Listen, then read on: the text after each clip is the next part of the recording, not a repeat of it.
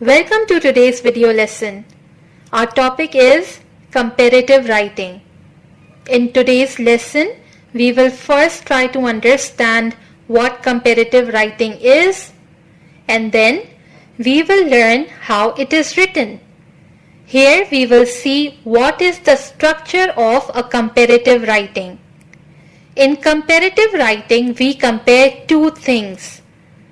So we look at what is similar between them and what are the things that make them different. Let's look at how comparative writing is written. Comparative writing has 4 paragraphs. Your first paragraph will have the introduction. In the second paragraph, we will discuss the similarities. In the third paragraph, you will write about the dissimilarities. In the fourth and the last paragraph, you will write the conclusion. So in your comparative writing, you will write 4 paragraphs in total. Each paragraph will have specific point you want to communicate. Paragraph 1 has introduction. As you already know, the first paragraph of any type of writing is called the introduction paragraph. We write the first paragraph to introduce the topic. Here we tell our readers clearly what we are writing about. So in the first paragraph of your comparative writing, you will introduce your topic by telling your readers what is it that you are comparing. For example, you can see in these sentences how the topic is being introduced. Paragraph 2.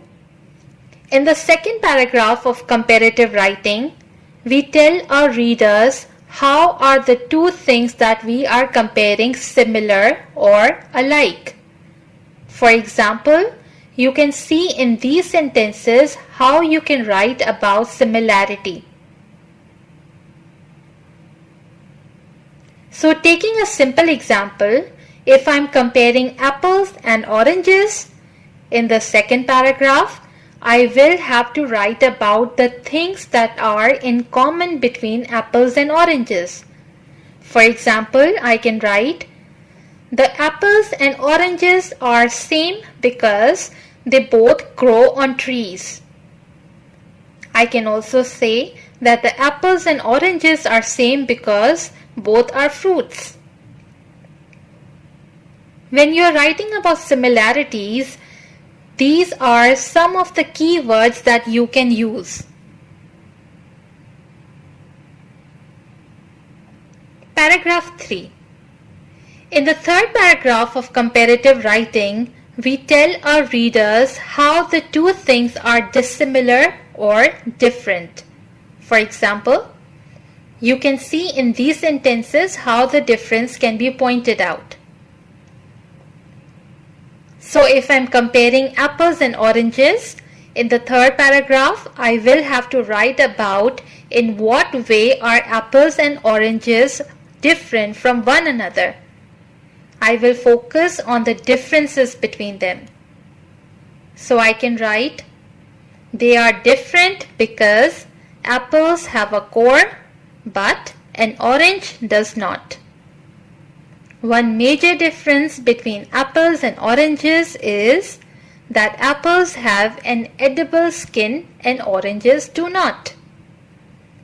When you are writing about dissimilarities, these are some of the key words that you can use.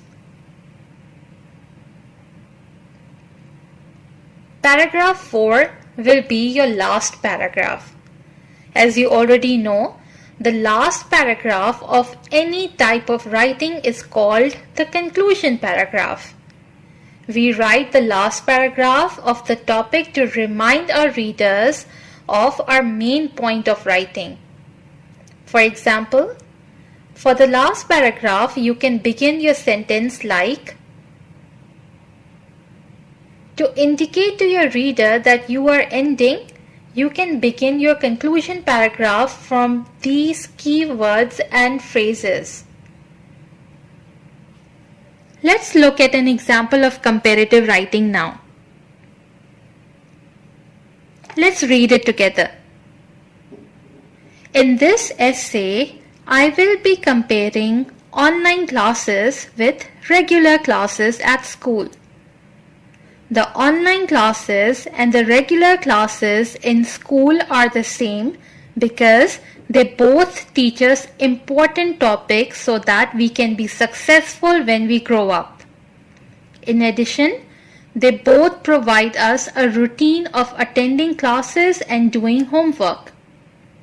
They are different because the online classes are dependent upon technology, but the regular classes at school are different because we don't need a computer and internet all the time. So we can see that both ways we are getting knowledge and working hard. We can see that there are 4 paragraphs in this comparative essay. The first paragraph introduces us to the topic. It tells us that in this essay there will be a comparison made between online classes and regular school-going classes. The second paragraph talks about similar elements between them. The third paragraph talks about the difference between online classes and regular classes at school. The last paragraph is the conclusion paragraph, and it summarizes the main idea of this essay for us. Now it's your turn to practice comparative writing. Write a comparative essay on reading a storybook and watching a movie. Before you submit your work to the teacher, make sure you use this checklist to check your own work first. Make sure you have written 4 paragraphs.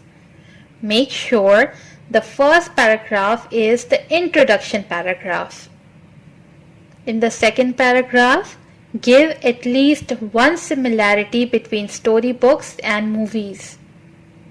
In the third paragraph, give at least one difference between storybooks and movies. The last paragraph will be your conclusion paragraph.